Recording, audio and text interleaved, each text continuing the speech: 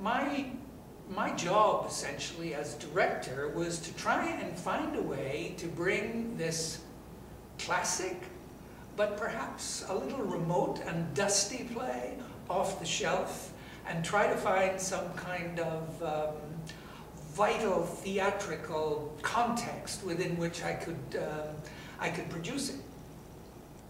And I began to see interesting parallels between Charles's Restoration period and England in the 1960s. They're both periods in which there's a very noticeable shift in the political, social, artistic landscape. In the Restoration period, of course, this involves, as I'd already mentioned, the kind of slaying of the Puritanism in England, and the release to a kind of libidinous approach, particularly to sex, a very open approach to sex. And one of the interesting things that happens in terms of the theatre itself, the theatre had been closed for 18 years, and when it reopens for the first time in English history, women actually play roles on the stage. Up to that point, you may remember from your theatrical history lessons that in Shakespeare's time, for example, all women's roles were played by young boys. So women didn't appear on the stage at all until the 1660s, when Charles comes back. And of course, this adds an enormously interesting charge of eroticism to the whole adventure. So there's a kind of erotic spirit at work in the Restoration.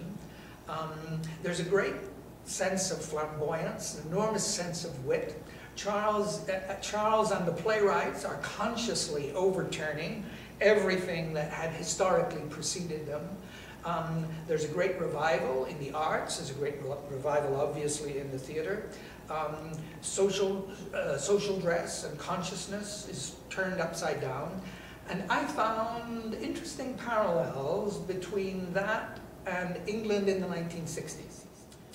England had just come through the end of kind of post-Second World War. It was a rather grim, grey, somewhat down at heel, very lower middle class environment.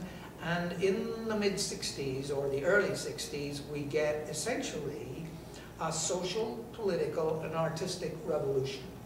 And we get similar things happening. A period of great sexual experimentation, women suddenly discovering a new, thanks courtesy to the pill in a way, they found a new kind of sexual liberation. They were able to be much more, they could explore almost on an equal basis with males, perhaps for the first time in history, what sex meant for them. So we had whereas in the Restoration you have plunging necklines, in the 60s you have rising hemlines. We have young artists popping out of the woodwork in every conceivable artistic form. Photography, the theatre, painting, music, sculpture, across the board. The arts are being reinvented. Politically, a new wave of openness is coming in. And young people throughout, particularly in London and in Carnaby Street, which is where I chose to really set this production, the Carnaby Street spirit, with its enormously playful and fabulously colorful emphasis on new clothes, becomes one of the dominant ways of identifying the 60s for us. I think the thing that connects both of them is a kind of self-consciousness about fashion in both periods. So that was one of the things that I found. The sense of the revolutionary nature of both periods. There's a very conscious development of an artistic and intellectual and social elite congregating around London in Charles' time in the court, and in the 1960s actually around Carnaby Street. And so you have these two rather precious posing superior intellectual, social, and artistic elites, all kind of circulating in a small section of London, looking down on the provincials out in other parts of the country.